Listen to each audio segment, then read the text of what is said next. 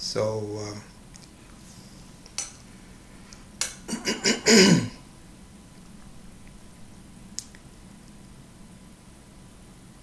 please take your seats wherever you are and be relaxed and sit not too stiffly but straight.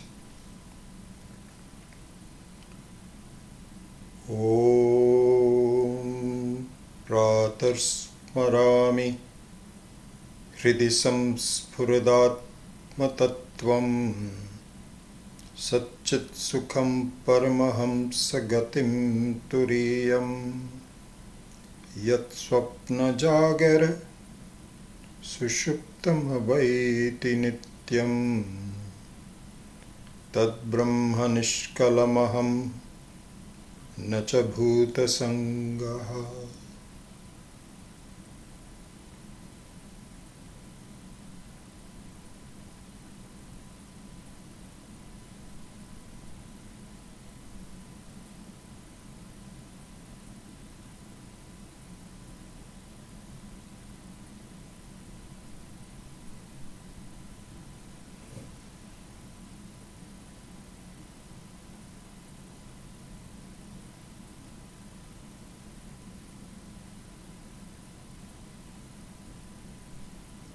I meditate on Ishvara.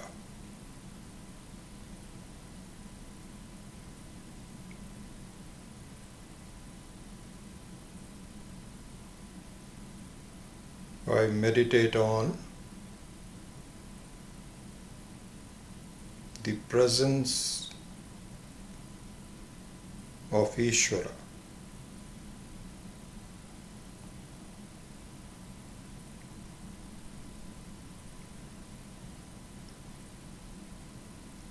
I understand from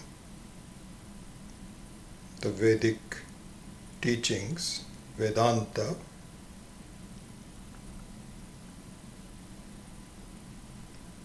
that the purpose of all beings, and in particular human beings,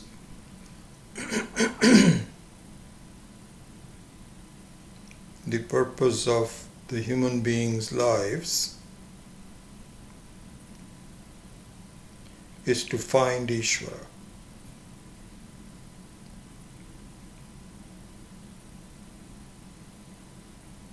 This is the reason we are born, and that is the goal that each one of us has.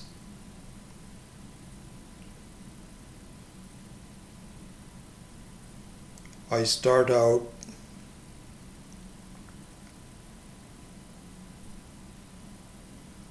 in my life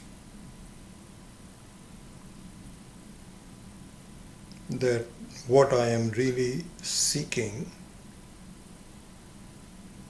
is Ishvara.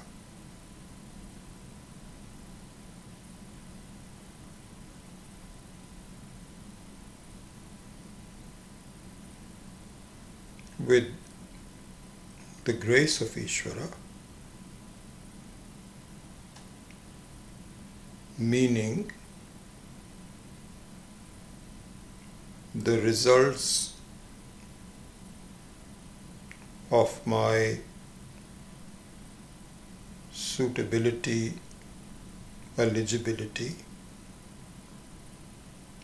my seeking becomes structured and real.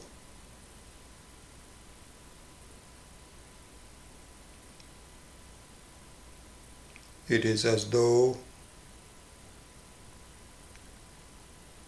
the path forward was not known to me, But now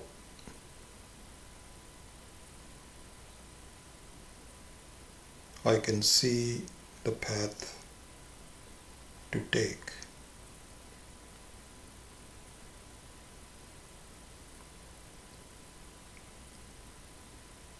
There are signs directing me everywhere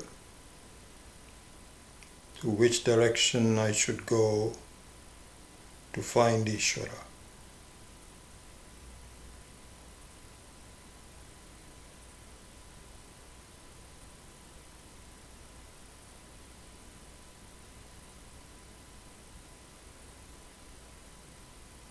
The instructions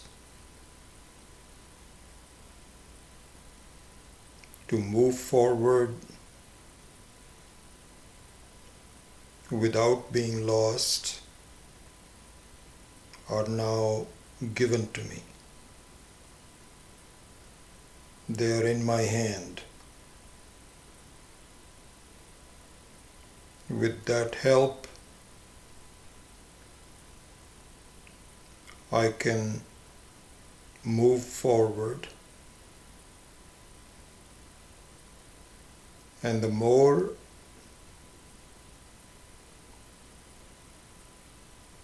I follow the instructions,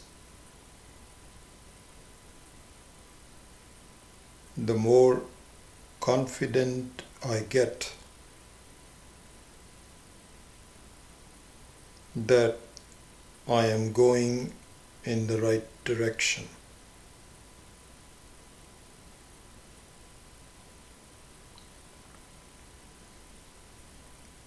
The instructions say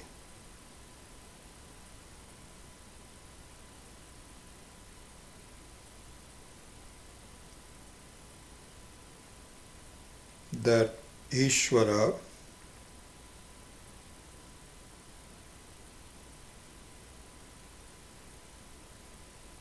is the knower of my entire past history.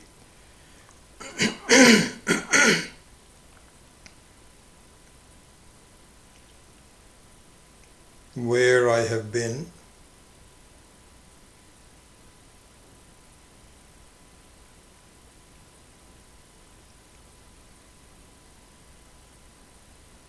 where my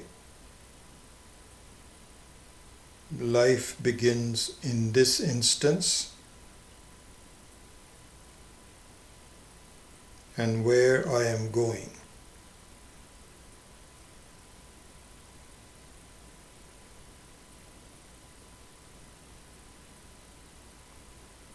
The entire history is well known to Ishvara.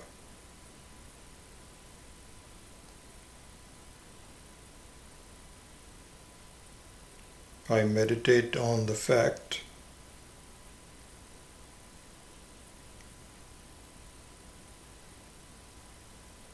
that because of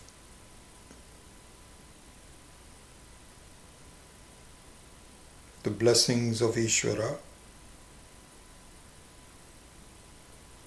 I am born as a human being,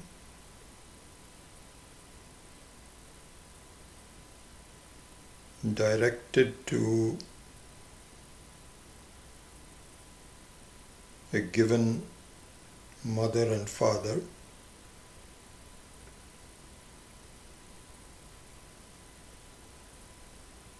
being endowed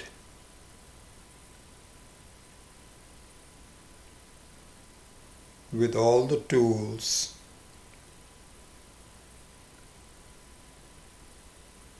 to continue my search.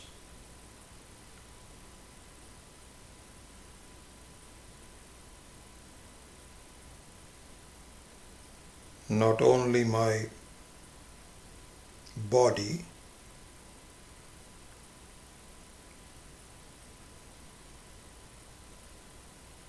the instruments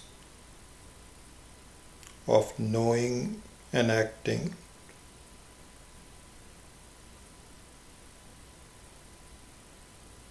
Jnanendriya and Karmendriya,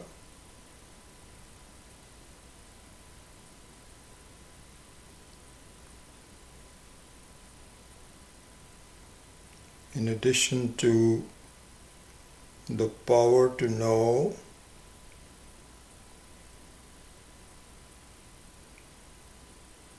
Jnana Shakti, and the power to act, Kriya Shakti,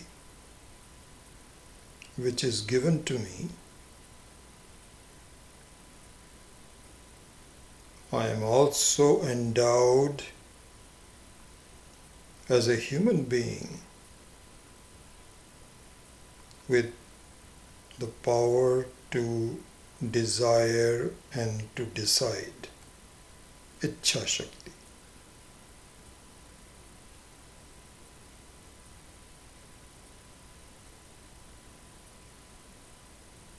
I can see that these are all given to me.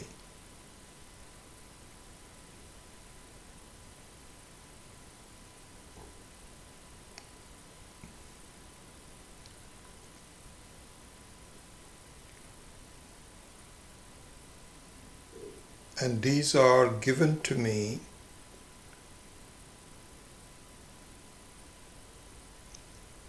based on my previous history,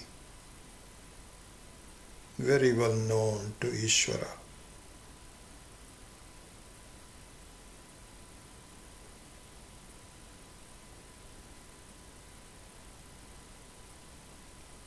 I begin to understand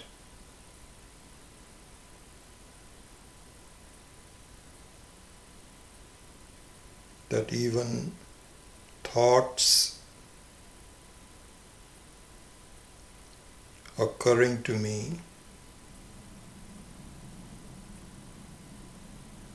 are given to me.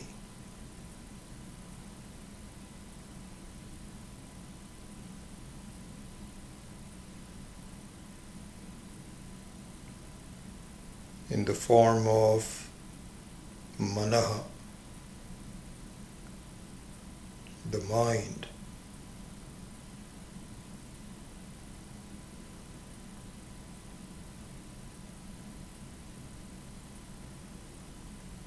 Moreover,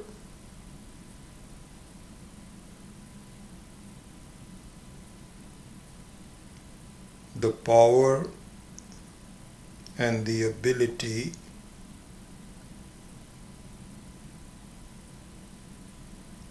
to choose between the various thoughts,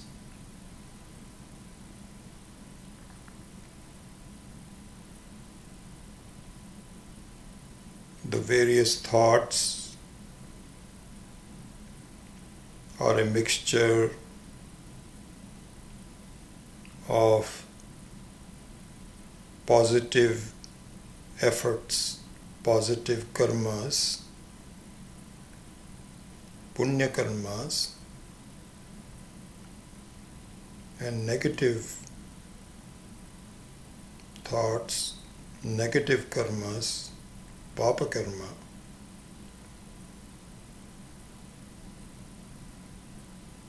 My current thoughts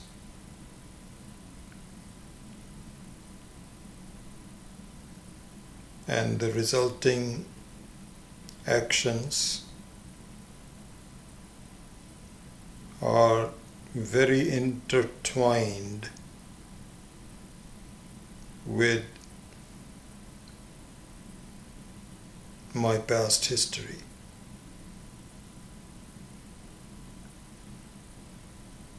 So my thoughts are a jumble of different tendencies taking me to different situations. It is all under the laws of Ishvara. Nothing is a surprise. It is all as it should be.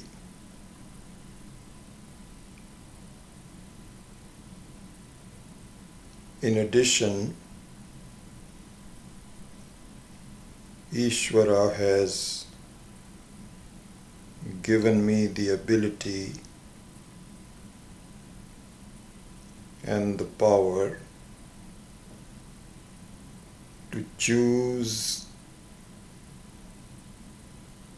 from the thoughts that arrive in my mind, that are manifest to me.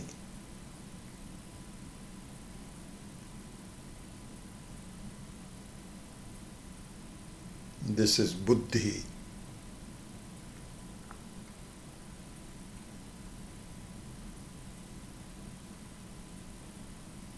Also known in the form of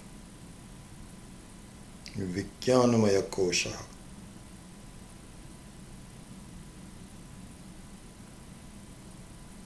In that sense, all the thoughts are Manomaya Kosha.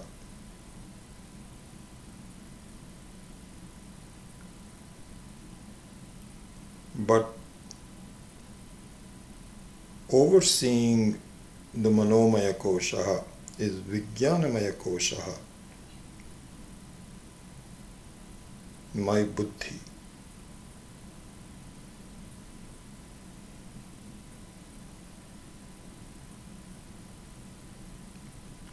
And my buddhi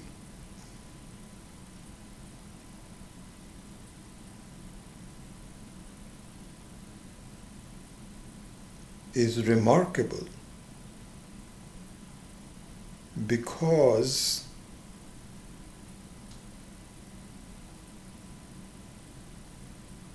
it gives me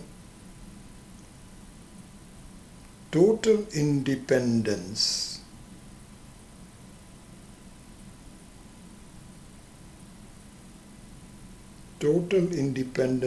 period.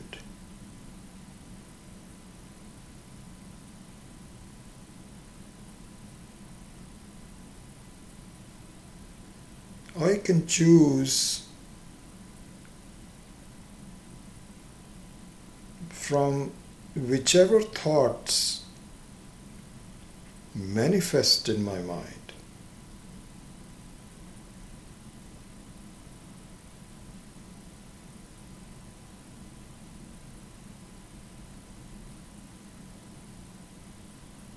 Where I am today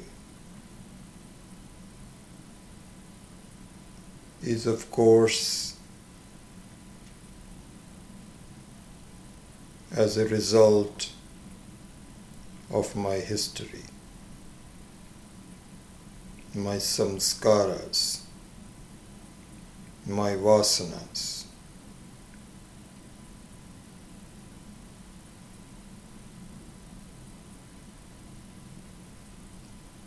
If I could have been different, I would have been different.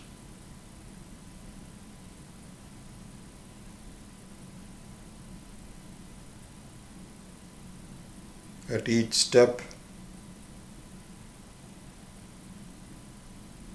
of my life, each step in my history,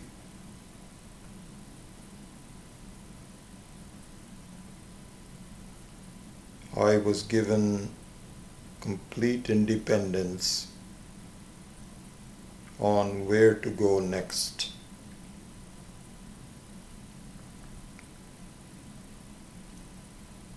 I meditate on this gift of Ishvara this presence of Ishvara in the form of the independence of the buddhi.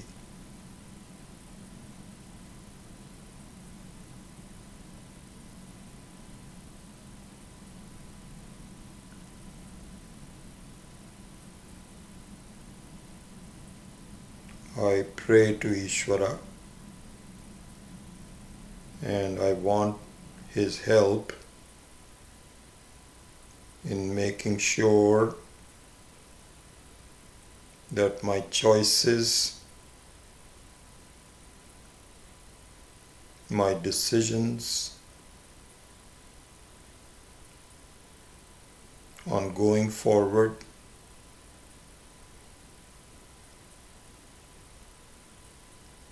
are clear, straightforward, and take me directly to Ishvara, my goal. This is what the Gayatri Mantra also says.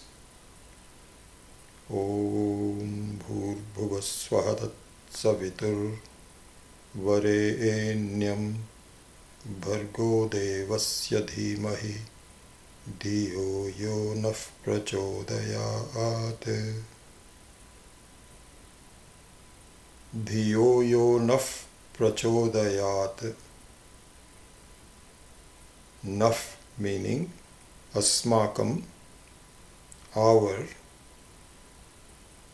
dhiyaha, buddhihi,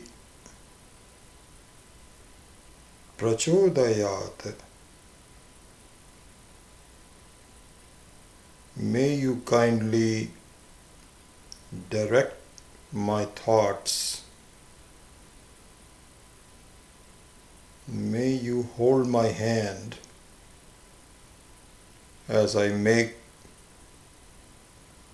the right decisions, the right choices in seeking you, O Ishvara.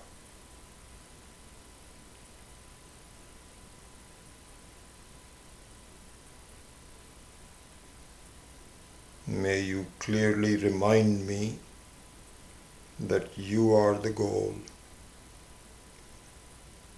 and in reaching that goal, I discover that all along your attributes were my attributes, but I did not understand it.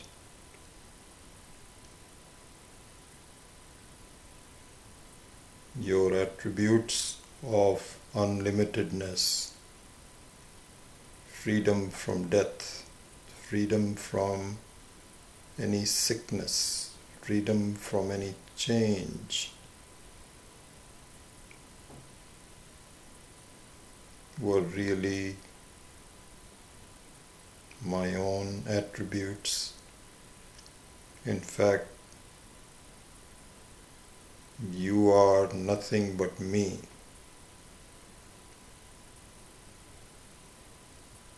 I meditate upon you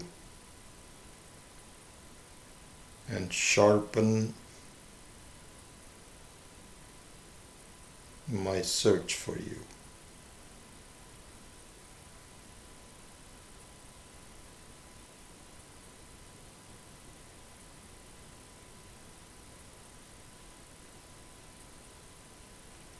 Om Shanti Shanti Shanti.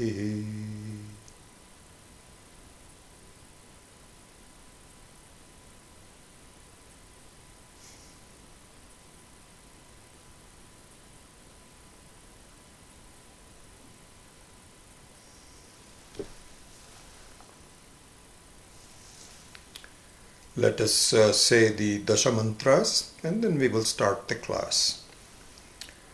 Om Shruti Smriti Purananam Alayam Karunalayam Namami Bhagavat Padam Shankaram Loka Shankaram Shankaram Shankaracharyam Keshavam Badarayanam Sutra Bhashya Kritau Vande Bhagavantau Punah Punah Ishvaro Gururatmeti Murti Bheda Vibhagine Vyomavat Vyapta Dehaya Dakshinamurtaye Namaha Kukarastvandhakaro Vai Rukarastvanivartakaha Andhakara Nirodhitvat Gururitya Vidhiyate Sadashiva Samarambham Shankaracharya Madhyamam Asmadacharya Paryantam Vande Guru Paramparam.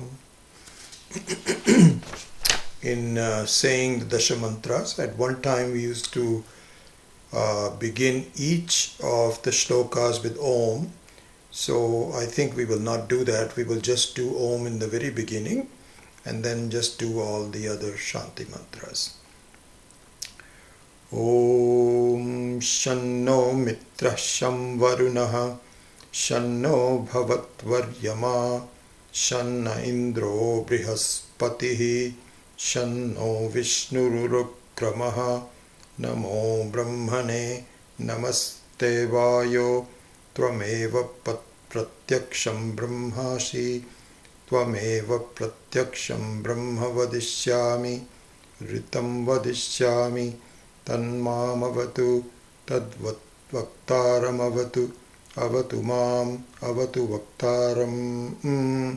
Om Shanti Shanti Shanti.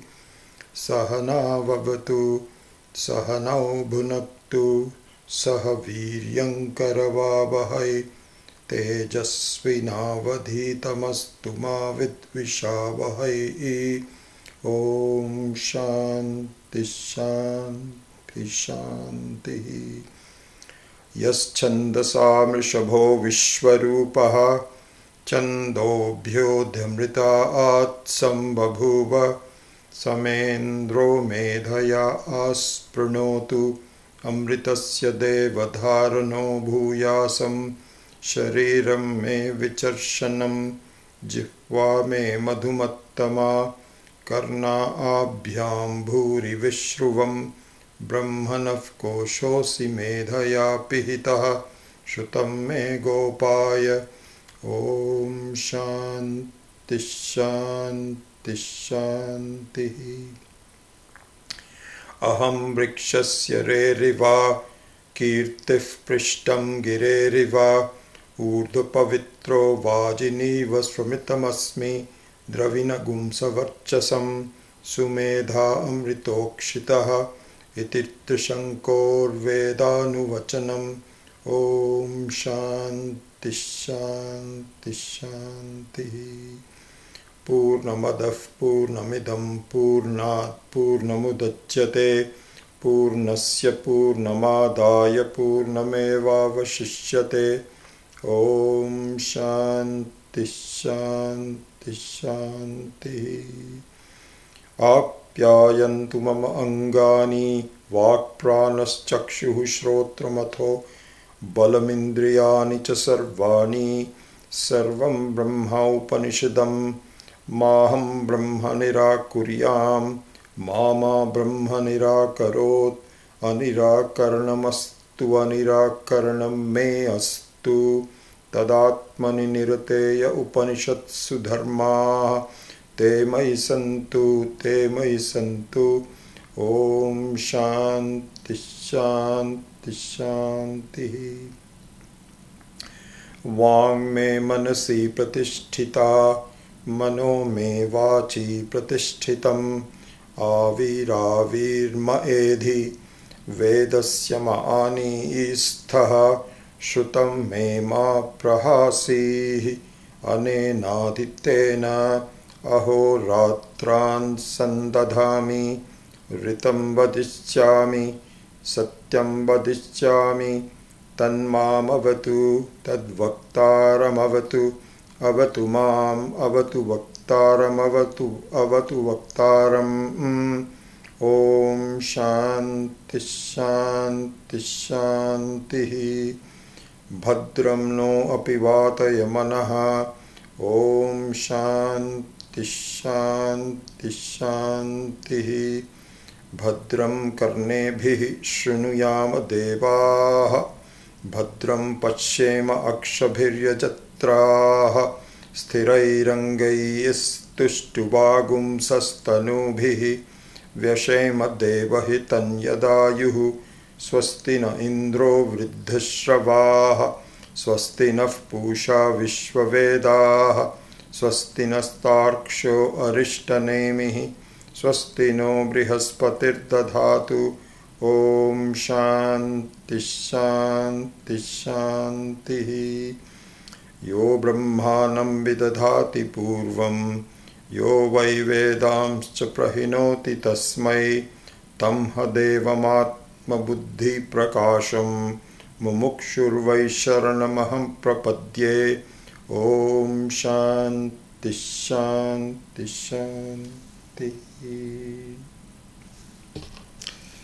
Okay, so let us start the fourth chapter, Alada Shanti Prakaranam of the Karika. The Karika has a thing what we are studying, what we have spent a lot of time on, and we are soon to complete it. We are all very lucky to study this. This is a very important work. I don't know if this makes any difference. It really doesn't. I think I can just keep it off. The Karika holds a very, very special place in the entire history, in the lineage of Vedanta. And the reason is that, so I think from the time to time, this whole parampara, which started with Ishvara's, from the teaching of Ishvara itself, gets lagged from time to time because of the ups and downs of people's habits and social lives and so on and so forth. And in a way, it's interesting to see that our basic body of knowledge is secure. It is kind of like our body is very healthy. But from time to time, you have things that attack it, like the coronavirus. So the coronavirus is an external thing that attacks us, but it is not part of our body. It has to be taken off. So similarly, in the teaching tradition also, there are attacks on the very basic Vedic thoughts that come from various sources. I mean, in the last 2,000-3,000 years, the important sources are Buddhism. Buddhism is an external. It doesn't really make any sense, but because it gives some temporary peace to people, people are attracted to it. But there's no substance in it. It doesn't really sustain you in terms of finding Ishvara, which is what our goal is. And so it's an outside force. And so Buddhism is only one of them. There are various forces that come from time to time. And then there is a revival. It's kind of like, you drive away the external things. So in that sense, Gaudapada is recognized to be one of the very important milestones where the health of the Vedic thought was uplifted and preserved. Saying, what are you guys thinking about? This is not right. And so in that sense, the revival of the Vedic thought, Hinduism, if you may, really is ascribed to Gaudapada. And Gaudapada wrote a work called the Karika, which we are studying.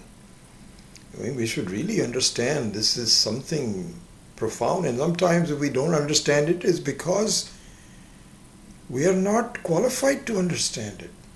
But those that are say, my God, this is the seminal work. And Gaudapada decided to write a Karika on Mandukya. And you know what that means, of course, is that he could have chosen any of the other Upanishads, but Mandukya representing the crux of, the final crux of our life. That listen, you have 2 or 3 interesting stages that you go through every day, but you are going through the stage. Who are you that is going through the stage? Let's look into that. That is the Turiya. So that is the essence of our reality. And once we understand that, then this is what we need to meditate on. But because the Mandukya Upanishad is so short and succinct and to the point, na antaf pragyana bahish pragya, etc., etc., it just says that in a few words, but then it needs to be elucidated. And Gaudapada Acharya ji has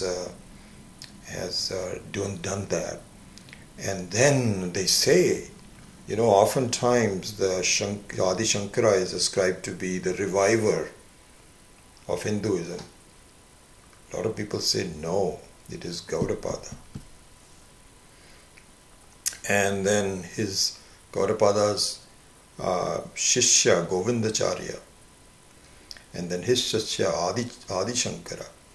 I remember last year, I don't know if Jugal and Bimla are listening, but we all went to, when we went to Madhya Pradesh, so we went to this place called Omkareshwara. And what his visit was because it is well known that Adi Shankara received his in-depth understanding of Vedanta from Govindacharya, and it is preserved in the cave. I had to give in some pictures. I don't know if I've ever shown it to you, probably not. And it's just an amazing thing. And Govindacharya's teacher, of course, was Gaudapada. So they say that the revival of the basic parampara, the sampradaya, was really revival was done by Gaudapada. So this is an important thing that we are studying. So anyway, as we know by now, there are 4 different chapters of the Karika. And so first of all, the very first one was the Agama Prakarana, which simply restated what the Mandukya is saying in so many verses and words. Then the second chapter was started, which is Vaithatya Prakarana, which is to say this is not just what the Shruti is saying, but you please also see from your reason. You have been given a buddhi by Ishvara, use it to examine it. And so Yukti was the primary method for the Vaithatya Prakarana. And it also dismissed many of the other thoughts, which are going to come back here in the 4th chapter. And then in the Advaita Prakarana, as you know, this is a reminder, I'm not telling you anything new, you should know this by now, that the Advaita Prakarana was saying, basically I would say, don't throw the baby with the bathwater. Because the baby is the Atma. You wash the Atma and throw the bathwater, but do not try to use the same yukti, which is that everything is mithya to Atma. Atma is the baby. Don't throw it with the bathwater. These are just my words of presenting what this is. This is exactly what the Advaita Prakarana was doing. So anyway, so that was the third chapter. Now we enter into the fourth chapter, which is a consolidation, revision. It's it's kind of like you have a gift, various parts of the gift that are open, and to now package it and tie a ribbon around it so that it is all one piece is the purpose of Alata Shanti Prakarana. And I also mentioned to you that because of the timing and also because of who we are householders, we are not sannyasis. I have decided that I'm going to switch over my primary following from Swami Maheshananji to Swami Paramarthanandaji, because I've reviewed some of the notes that he has given, and I think they would suffice in terms of consolidating in a very quick, relatively quick, not very quick, but relatively quick. Because if we followed Swami Maheshananji, it will be another, I think it was at 37 or 40 classes. Whereas I think we can wrap it up without losing the very conceptual thought. It's not as though we are bypassing anything, but we don't need to do this detailed exploration. That is the hallmark of Swami Maheshananji's teaching. So with that, let us proceed on Alata Shanti Prakarana. Okay? So now, Swami Paramarthanandaji says that this Prakaranam has three main segments.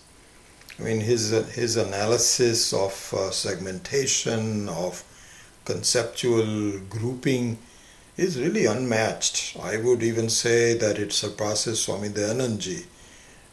His packaging and so on. I really great deal. When I was teaching Bhagavad Gita, for example, I would now rely on this kind of conceptual grouping, that the next few verses are presenting this. Then the gear shifts into a different. That way of explanation that Swami Paramarthanandaji is just absolutely marvelous. And so very interestingly for me also, because I've been studying Vedanta with now for the last I don't know how many years, it's not new, but the packaging is recognized and say, yes, this makes really sense. So I enjoy the extra help of segmentation that Swami Paramarthananda gives. Anyway, I like it a lot. So anyway, Swami Paramarthananda said that there are three main segments of the fourth chapter, Alata Shanti. One is the elaboration of the third chapter.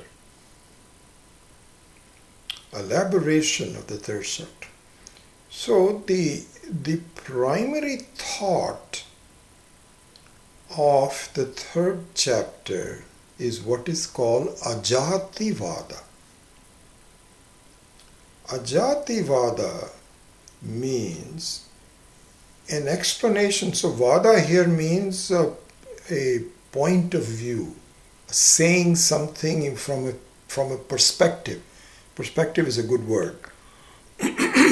So the perspective of the Vedantin, as you know, and we were going to consolidate that, this is really the most important thing, is that the world that we see, including my own body-mind complex, was never born.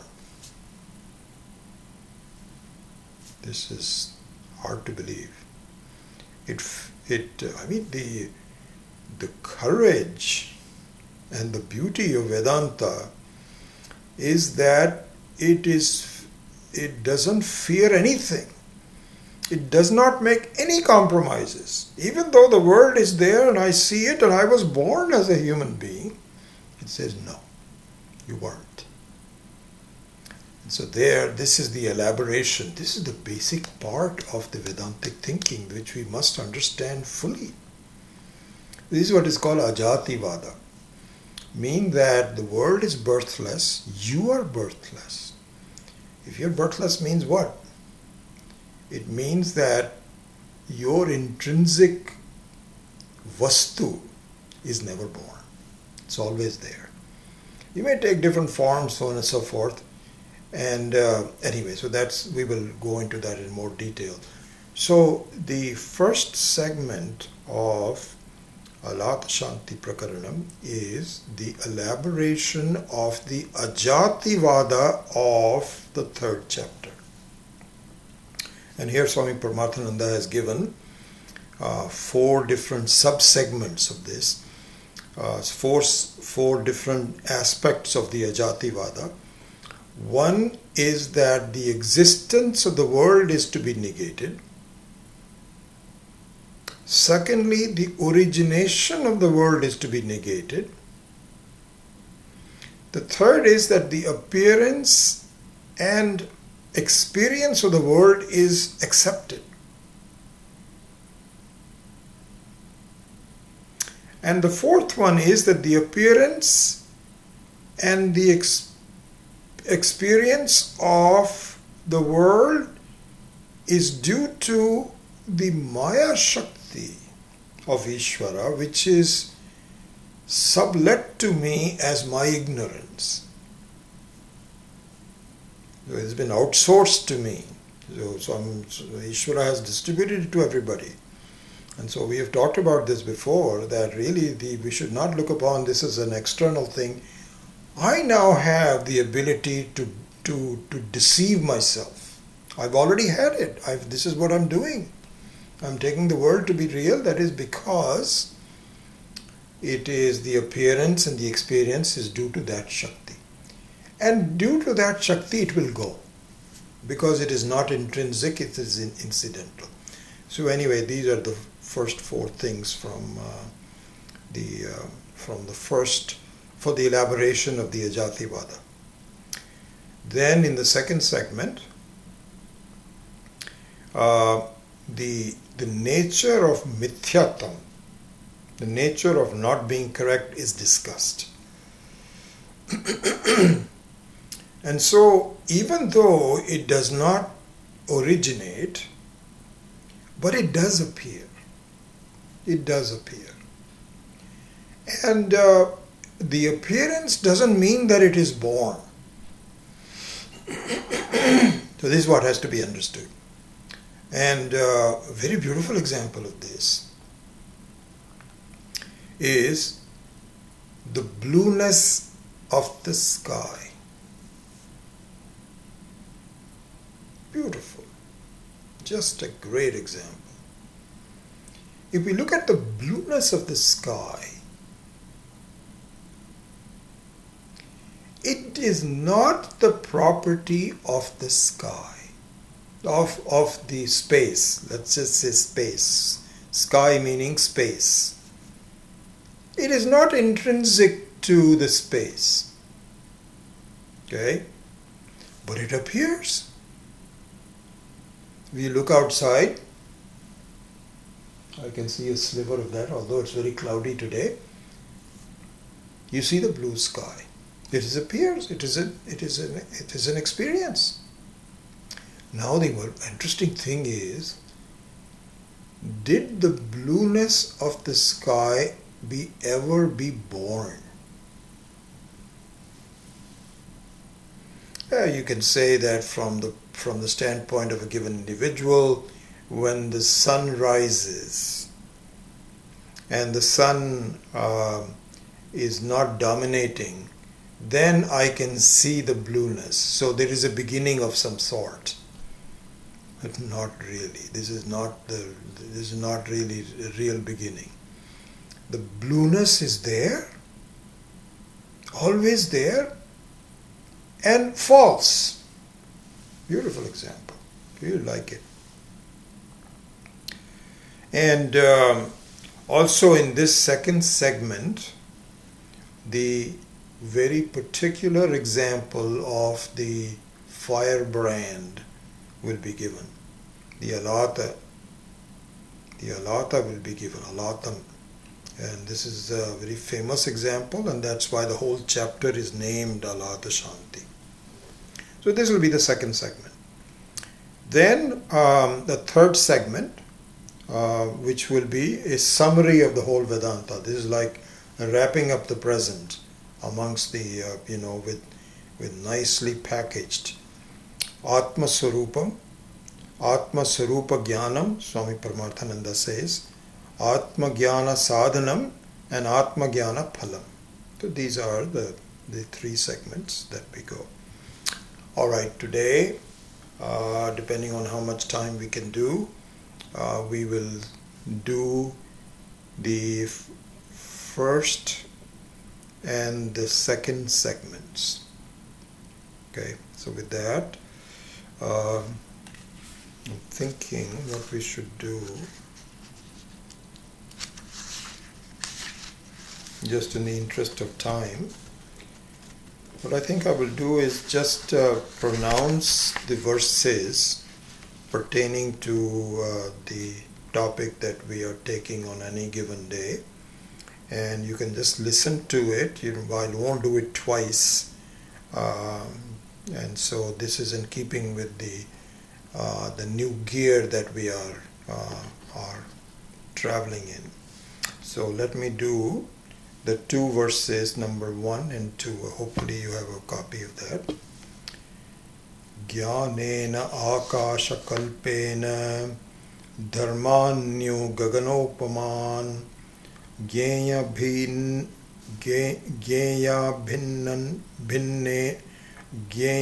bhinnena sambuddham tam vande dviparam varam. Asparsha yogo vai nama sarva sattva sukho hitaha avivado viruddhascha deshitastam namamyaham. So the first two verses are prayer verses. And the first verse is to the Guru, and the second verse is to Parameshwara, and the Vedanta, the very knowledge of it. So those are the two verses. So in the very first one, Vande tam dviparam varam. So dvipadam varam means that Lord Purushottama. So Purushottama is the same thing that is given in the 15th chapter of the Bhagavad Gita, is considered to be a person like a human being, but the most exalted. So this is called Dvipadam Varam. And so like for example Krishna, who is the very Ishvara, the Avatara, would be called a Purushottama. So he says that my namaskara to him, and in doing so, it is not just the namaskara to one guru, this guru, but to the entire lineage from Narayana, Vishnu, Brahmaji, Vasishtaha, Parasharaha, Vyasaha, Gaudapadaha, Govinda Shankaraha, Padmapadaha, Totakacharyaha, Hastamalakaha, Sureshwaraha. It's interesting. I was looking at a book that I've had for a long time, which says the preceptors of Vedanta. I've had it since 1982, and I haven't really studied it very much. And it's a very interesting book, which was published by the Sringeri Mutt. I was just looking at it just a couple of days ago. And what it does is, it gives a list of all the acharyas of Vedanta, who they were and what work that they did, and so on and so forth. And it's given by, it's written by different authors. So it's not given by one person. It's like an edited form. They must have assigned this task to various people. Like for example, T.M.P. Mahadevan was given the task of describing some guru, etc. Other people were doing it. And I found it was very uneven. Some cases it was complete, some cases it is incomplete. This is the nature of various people doing it. Anyway, the reason I'm mentioning it is here that I have not yet fully done, but I intend to in the next few days, is to study the 4 Shishyas of Shankara. Padmapadacharya, Totakacharya, Hastamalakacharya and Sureshwaracharya. And I have a picture of Shankara and these 4 Shishyas. This picture is about this big, about 2 by 3 feet, that I have on top of my puja sthanam. And every morning I do a namaskara to all 4 of them. And many of them I know their works of, but are not completely. So I intend to complete it in the next few days of reading this. Anyway, so Swami Paramarthananda also mentioned that these are considered to be, so after that there is a new lineage that starts, but this namaskara is up to the 4 Shishyas of Adi Shankara. So this was given. Then, so that is just the first verse. Then the second verse, it starts by the word asparsha. Asparsha, which we briefly studied in the 3rd chapter. And asparsha means that is the nature of you. Asango hi ayam atma. That is the goal I have to see. That is the Ishvara that I have to see, who is resident in my heart and untouched by the various problems. Just like a rope is untouched by any visions that people have about it. You can't tell a rope that, hey, why did you scare me with looking like a snake? He said, I didn't scare you. What happened? There's no touching. Oh, the snake never touches the rope. The blueness of the sky never touches the space, never. And so this is what is called asparsha. And so here, this is, you can say this is Parameshwaraha, it can be says it is Jivatma, either one of them. So, here Swami Paramarthananda comments on this word.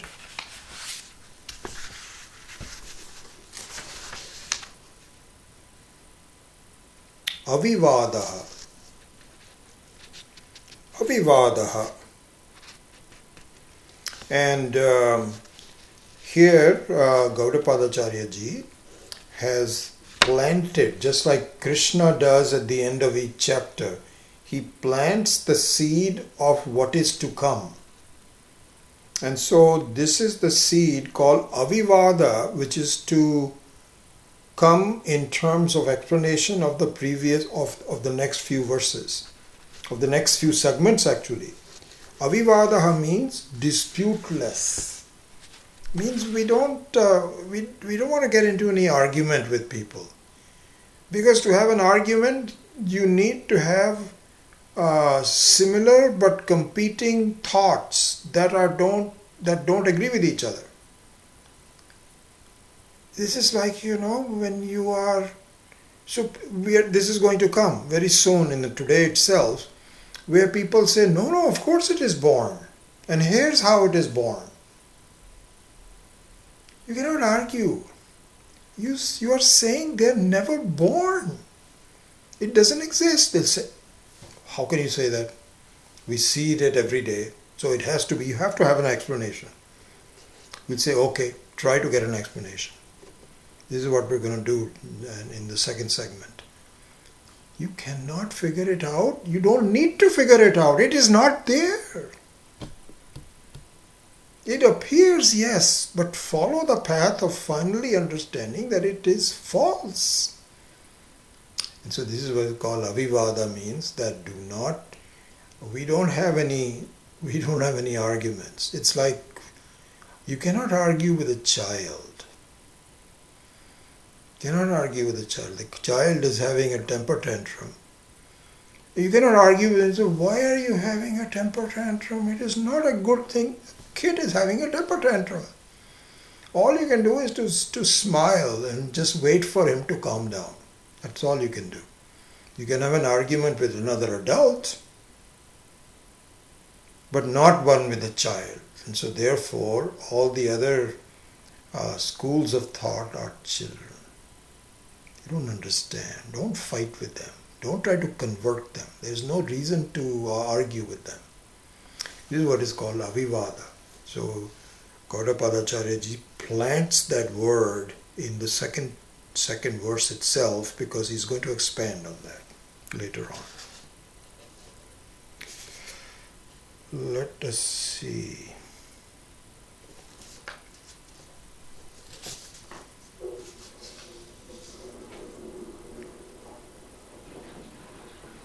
Okay, so now comes the very interesting. How are we doing with respect to time? 9 o'clock. We have plenty of time. Okay. So now starts the real teaching. And he sets this teaching up by discussing what others are saying about the world, in particular about its origination. When was it created? When did it start? Okay? This is what he's going to take it up and say, this is what people are saying. And then we will discuss all that. And again, the idea here we should understand, and Swami Dayananji also was very clear about this, and I got this in my head right away, even when I started learning from him, that really our idea of discussing what others think about the world and yourself, the etc., is not so that we attack them or discuss with them or anything. No. It is purely to purify your own thinking, because our thinking is influenced by various thoughts.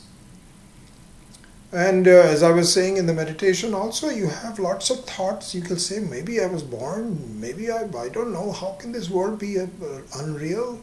These are all thoughts that you have. But if we follow the right direction, then you say the right direction is ultimately it all disappears if you understand yourself.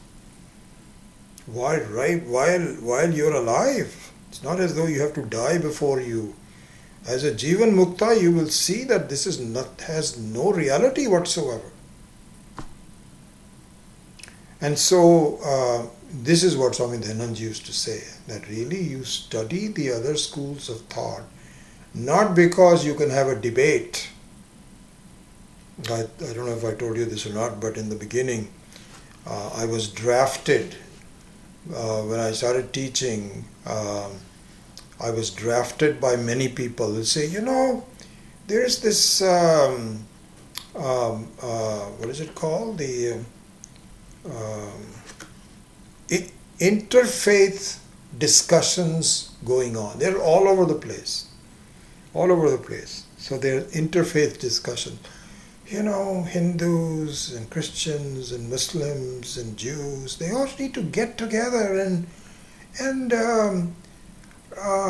don't fight with each other. Come up with some. So I was drafted. A lot of my Ramaswamy had asked me, Radha had asked me. They were very clever. They didn't want to go themselves. They said, let this guy go. So in the very beginning, I didn't know what I was not supposed to do or anything. I went to some of them. Very quickly I discovered it is a waste of time. Waste of time. Because there's no common. Everybody says, there's only one Ishvara. Well, they don't say Ishvara, they say there's only one God. We're all children of the same God. True. But Allah is to be accepted. You guys have many gods. I don't know which one to accept. So accept only a single one. You don't have time to respond to them because they don't understand. You may not say that, all of these are really nothing but the same person. I said this is a losing proposition. What am I doing? Why should I discuss that? So I'm done with that. It is really meant for your own understanding. Anyway, so here, let me do this. I will very quickly chant verses number 3 to 5 and then comment on it. Bhutasya jatimichanti vadinaha kechit evahi abhutasya pare dhiraha vivaddantaha parasparam. Vivaddantaha parasparam is the first time I'm reading these, so I may not be very fluent. Bhutam na jayate kinchit abhutam naiva jayate vivaddanto dvaya hyevam ajatim khyaapayanti te khyapyamana nam ajatim taihi anumoda mahe vayam vivadamo natai sardham avivadam nibodhataha. Anyway, as you know, my resolution is not to go through word by word, verse by verse, but to really keep it on a conceptual level. And I hope you're okay with that. This is what I'm going to do. So,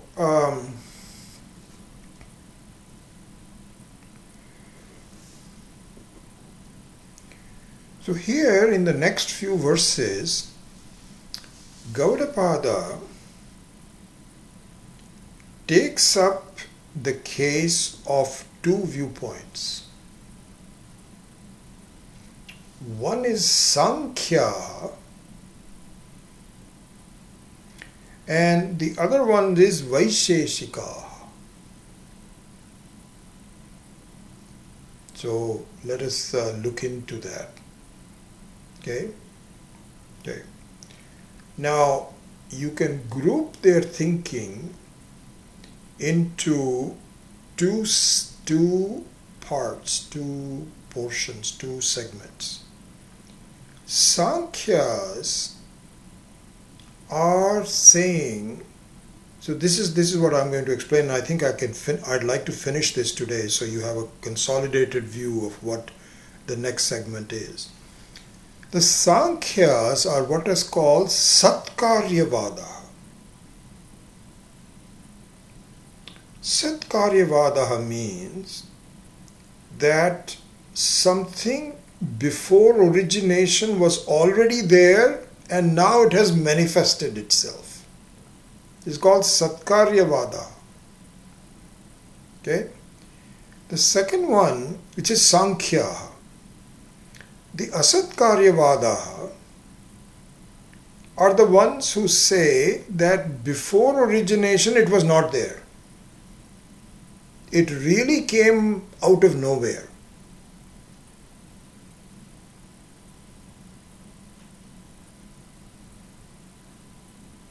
So the verse number 3 is basically summarizing these two viewpoints.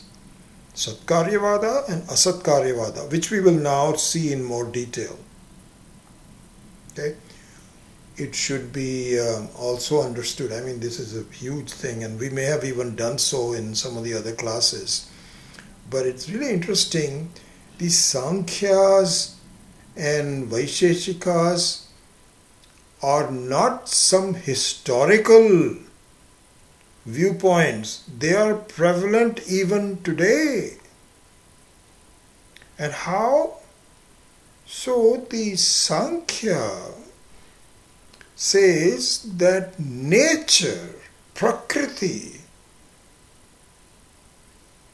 is the originator. It just happens. That's the nature of the world. It just happens. And we have some agreement with that. But we entirely differ because, and in fact, just to give you that was not the main purpose of this, but to give you an idea of what Sankhya's and Vedantins, how they differ, how they agree and how they differ. Sankhya's feel that Prakriti is the creator. And we also feel that Maya is the creator. They believe that Prakriti always stays and the Jiva is separate from it. And we agree to it to a certain extent. But they say that Purusha, which is Jiva, is on the same reality as Prakriti. Two separate. One is completely separate from the other, and it will always stay. We say that's not possible. Ultimately, Prakriti also has to dissolve. It's like saying that the snake vision and the rope vision are two separate visions. They will always stay like this. You should understand this is not a snake. So you now become a rope. You have the rope vision. But the snake vision is still there. We say nonsense. The snake vision was a notion. Prakriti is a notion. It goes. This is how we differ. Anyway, so what I was saying was that the Sankhya view is still there. Still there, and people believe in it. That, in fact, I think we saw that in many of the Karikas before. Kalavada, they say time is the more important one. And then we say Karmavada, karmas are the important ones. They are all influencing you. Prakriti Vada. So the Satkarya Vada, we'll go into this in more detail, is the Sankhyas which are Prakriti Vadas. Okay? Then comes the Vaisheshikas. The best way to understand what Vaisheshikas are is the modern science. Modern science. I wouldn't say modern because I think there are lots of new ideas that are closer to the Vedantic view, not completely the same. But the traditional science, which will say that there was a big bang and somehow the world came out of nothing. This is what the Asatkarya Vadas are. Then, in verse number 4, we say that, and by the way, the Satkarya Vadas and Asatkarya Vadas are fighting. Because they have an argument. They attack each other and say, no, this is wrong from your standpoint. You look at it this from our point. But that person says, but if you look at it that way, then you have this problem, therefore come over to our side. So there's this continuous debate. And we should be sitting there watching both of them. And we smiling and say, none of them is true. And in fact, this is an important word. And Swami Maheshanji is very, very articulate in this. Really, he has helped me a lot in this word is Maya is anirvachaniya. Anirvachaniya. Anirvachaniya means you cannot say definitively whatever you are saying is not true. You cannot say definitively anything. Whatever you are saying is just a viewpoint. That is not the reality. And Swami Maheshanji says that really, and this is what I was saying, this is how it has helped me. Don't take the world seriously. It is because we get entangled. I mean, look at the coronavirus is a beautiful example. It's obviously important for us to take precautions and to do whatever we can. And I'm repeating myself. I said that last week also. I'm not saying that we shouldn't do that, be foolish and start hugging everybody and so on and so forth. That's not the point. But it's it's just something which is going to come and go. And it's very possible it might consume you. In which case there's some bigger picture. I know I'm just being callous a little bit, but just look at it this way. The latest thinking is, which is correct, is that all these elderly care centers are hotspots of coronavirus. And it just occurred to me yesterday, the people that are in these care centers are extremely old, who cannot be taken care of by their own families. Quite frankly, if you talk to them, they all want to go, but they don't have the courage. Nobody makes a decision. Here Ishvara has made the decision. Okay, I'm going to terminate your sad state where you have to be fed by other people, you cannot move, you cannot do anything. You're watching this stupid television twice a day. That's all you're doing. Is this life? Shouldn't you start all over again and get into a... So there's some bigger picture into all of this. And if he takes me, even if I'm young and he takes me, you say, okay, you did something and it was okay up to a point, but I think I have a better situation. Or it's very possible that I may get into a worse situation. But that is not Ishvara's doing, it is my own karma. But whatever it is, it's a bigger picture. This is what I'm saying. So the Maya is anirvachaniya. Don't try to figure it all out. If you are an epidemiologist, then figure it out. Sure, you got to figure out how to eliminate that. But as a general person that cannot do anything, you cannot say, why did it happen? What is going to happen? Whatever happens, just watch it. Ishvara is doing it. And he's got some very interesting reasons. For the first time, the pollution in Delhi is just gone. And all this odd even business and this, that or the other, nothing could solve it. Now people are just sitting at families and they're talking to each other. And you don't waste time just doing silly things. There's some picture to this. People are not traveling in trains and planes and all these kinds of things. There is a reason for it. So don't try to figure it out. Just go with the flow. And it doesn't mean that you shouldn't think, because all of your thinking should be towards the unchanging.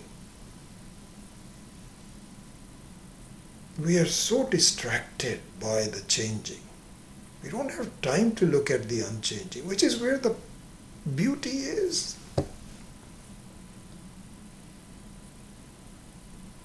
So anyway, here in verse number 4, he says that we don't get involved in these disputes. And number 5 also says the same thing.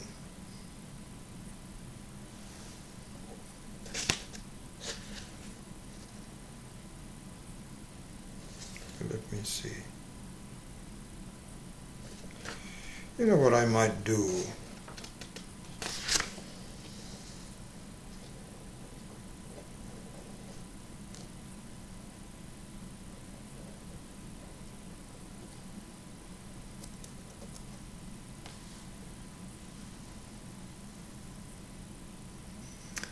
I'm just going to summarize the verses, not even have time to read it, because I want to finish this topic.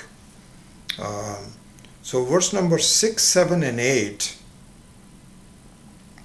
expands this idea about what the others are saying and what we should think about it and so on. And it means that the teaching of creation, even the Vedas also talk about creation. It's not as though it is not there in the Vedas. In the Taittiriya Upanishad, Tasmad va akasha sambhudaha akashat vai vayuhu. So there is a creation. But this creation is provisional and temporary. It is incidental. It is not intrinsic. It is not intrinsic because the mortality of a thing is provisional. Yes, we know you are mortal. We know that. You are not, But that has nothing to do with you. Your body is mortal. You are not, and you need to understand the difference. And you cannot say that the immortal has become mortal, or that the mortal can become immortal. That's another thing. A mortal can never become immortal. The mortal is already immortal. It's not becoming. This Swami Dayanandji is very beautiful. He was very central to his thoughts and so on. He says, this is what is called Bhavasagar. Our life is full of the falseness that I want to become something. I am not good the way I am. I am not accepting, but I want to become better, and therefore I will become better. This will never end. So become better, get a better job. We're not saying that. That's not what we're doing on that. But that is provisional, temporary, and incidental. The main thing to do is to say, my gosh, I am never mortal. So the verses number 6, 7 and 8 talk about all of this. So it says that from an absolute standpoint, Vedas say that even Ishvara is not there. It's only Brahman, which is you. Anyway, all that is given. So now we go to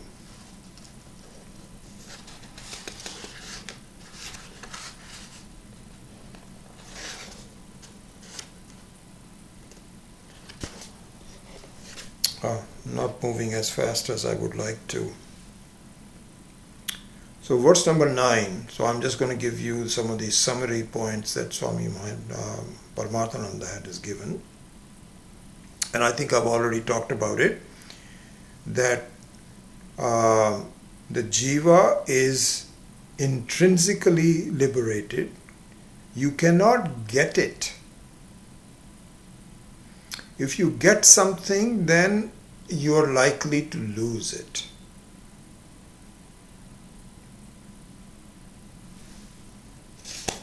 Sorry, this is disjointed a little bit, but the main thing that I want to talk about today, 922. Let me see if I can...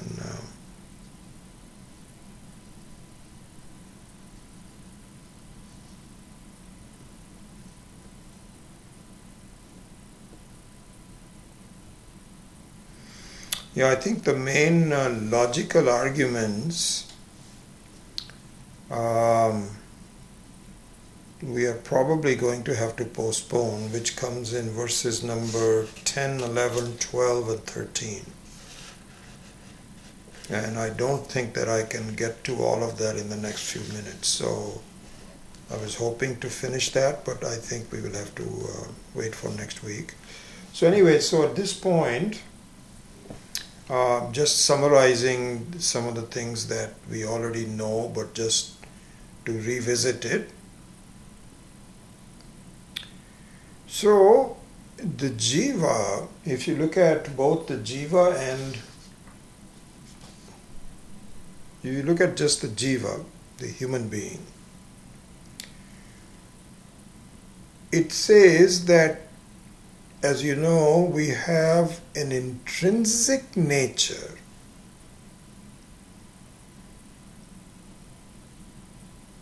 which is called Swarupa. Just revising this, you should know this by now. And an incidental nature which is called Swabhava. So this could be kind of like a person and the personality. The incidental nature keeps changing depending upon our history, our past karmas, the thoughts that we have, our samskaras, as we were discussing in meditation. All of that is incidental. The intrinsic will always be intrinsic. So the intrinsic is Sat, Chit and Ananda, which is the nature of the Atma, which is the nature of Brahman. So it is not as though you are going to become Sat, Chit, Ananda. You have always been Sat, Chit, Ananda, unchanging. Even before you were born in this life, you were you.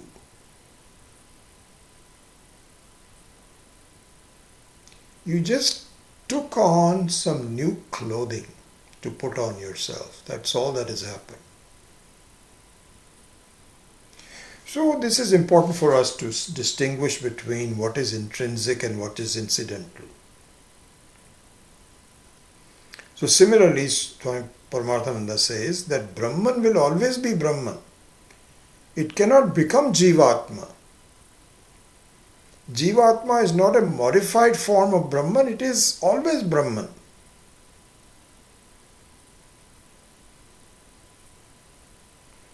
And so this is verse number 9. So here, then I think we'll just have time to go through verse number 10 and we'll stop.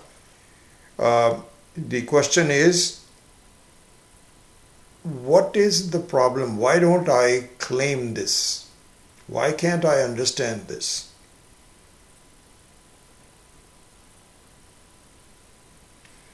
And here, Vedanta says that please understand that mortality is not a fact, it is a notion. And you are born with the notion. We're going to discuss this in the Drigdrishya Viveka class a little bit more detail. And so, really speaking, the very thought of mortality is the denial of immortality. Because in our life what happens is that we take for granted that I am mortal. And I want to extend my mortality. I want to eat healthy. Okay, fine, you eat healthy, you can extend your mortality by a few years. You exercise, you take precautions, you don't touch anybody during coronavirus, all of those things, yes. So you may be able to survive for a while. So, as Swami Paramarthananda has said in the Ashtavakra Gita, you fall into a triangular format where you take yourself to be a mortal person, you rush to Ishvara for help, and in this format your own situation becomes very paramount. Karma becomes very important.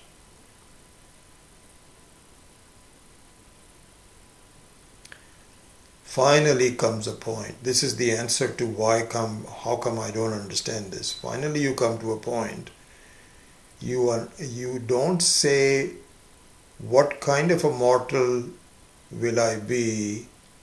But you say, am I mortal at all? And you're not. So the very beginning of that enquiry, where what I take myself to be mortal, is that the right question? Because I accept it is the right question and I'm looking for answers.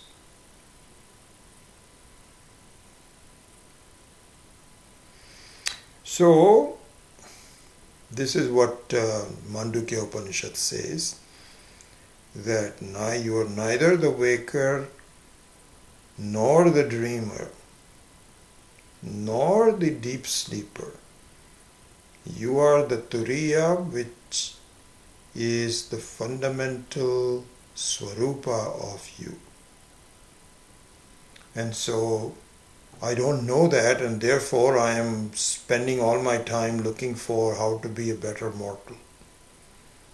And mortality is the result of my previous punya karmas and papa karmas. And by the way, here one thing very interesting that Swami Maheshanji pointed out is that the dream is also nothing but a result of papa karma and punya karma. You can see how you flit between two lives, a waking life and dream life, and each excludes the other. Each removes the other. You're going back and forth, and both of them are not pleasant and not completely bad, but not totally pleasant. And so ultimately you have to say, am I, who am I that's ranging from sleep to dream to sleep to dream? So that inquiry itself is the beginning of, that's the answer why I don't see it.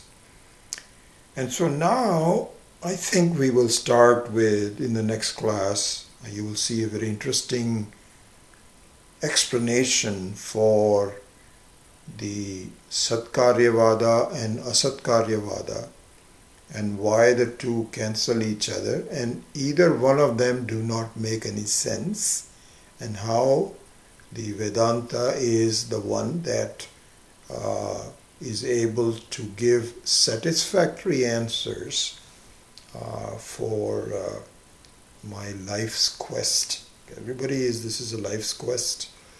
Who am I? What am I doing here? What is my future? All of that. But the Vedanta has the only real answer to this. So this we will take up next week. So let me finish this class with a verse, and then I will spend some time looking at your questions, and then seeing if I know, I can give you some answers.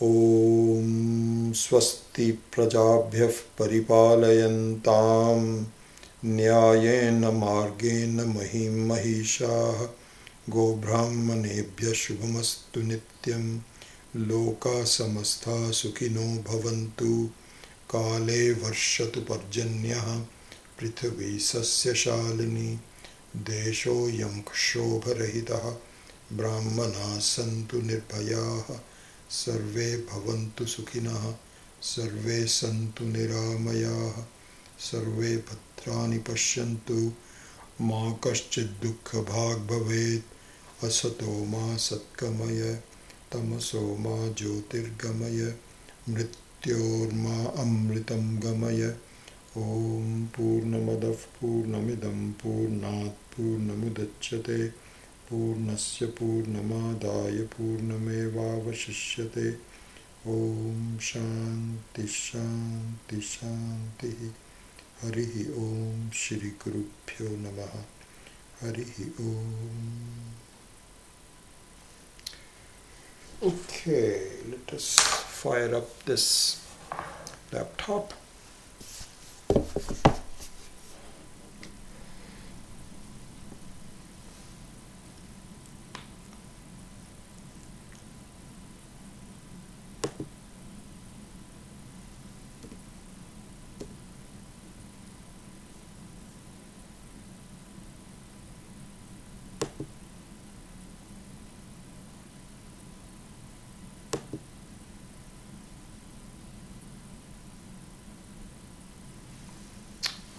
All right. Krishna Ryan, how can I get a copy of that picture, Shankara with his Shishyas? Narayan, I think that is not generally available. I don't know if I could take a copy of the picture I have. I can try to do that. It's a very famous one, but not generally available. What I can do is to send you because it's in a glass enclosure, so there's a lot of reflections. It may not turn out very well, but at least you'll be able to see it and then see if you can get a copy of that. I only had two of those that I got from Piercy when I graduated, and I gave one to Sri Raman in Sailorsburg, who recently passed away, unfortunately. So that's my only copy that I have, but I'll try to see what I can do. Shri, the Wi-Fi and audio quality was much better today. It's much improved. And I think part of that, Shrida, is because I decided not to use the board, and I'm not even going to use the board for the next class. So a lot of the focus is on me. I don't know if that has something to do with it. I think that we have to review that because of the blackness of the board and so on. It creates certain problems. So we'll see how that goes. And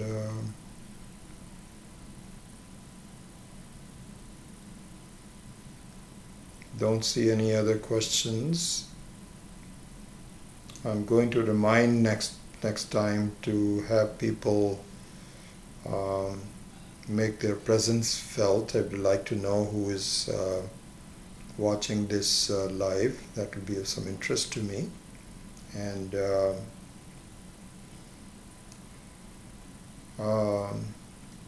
Zarina, there were 4 points you brought up as part of, then your next question is not clear. Zarina, can you please complete your questions, the 4 points? Ajativada from the points of Vedantin. So the Ajati 4 points were that the world is not really present, number one. The world is never born, number two. The world is experienceable and present, number three. And number four is that the world is the result of a mistake on my part. The reason why I see it is because it is not there, but I assign some reality to it. So it is due to Maya, which is Avidya Shakti. Those were the 4 points. Rani Shankaracharya's picture and his 4 disciples is on the internet. Oh, wonderful. Narayan, you got your answers? Great. Wonderful. I don't know if that is the picture that I have, because there may be other pictures of that, but it's nice to know that it's available. Everything is available on the internet.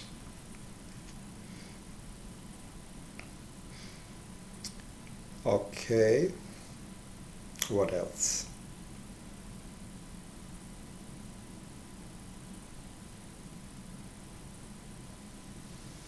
I'll wait for another minute before I take a break and get ready for the next class, which is really very surprising, very interesting that, do you know, 25 new people because of the help of Ramananji have now joined. The Drikdishya class has 130 people registered. Mind-boggling. It will be interesting to welcome them all. Many of them are overseas, from Germany, Italy, Taiwan, Singapore. So I'm looking forward to the next class in a few minutes. Thank you, Rani. Thank you, Narayan. Okay, namaskar to all of you. Goodbye. We'll see you next week.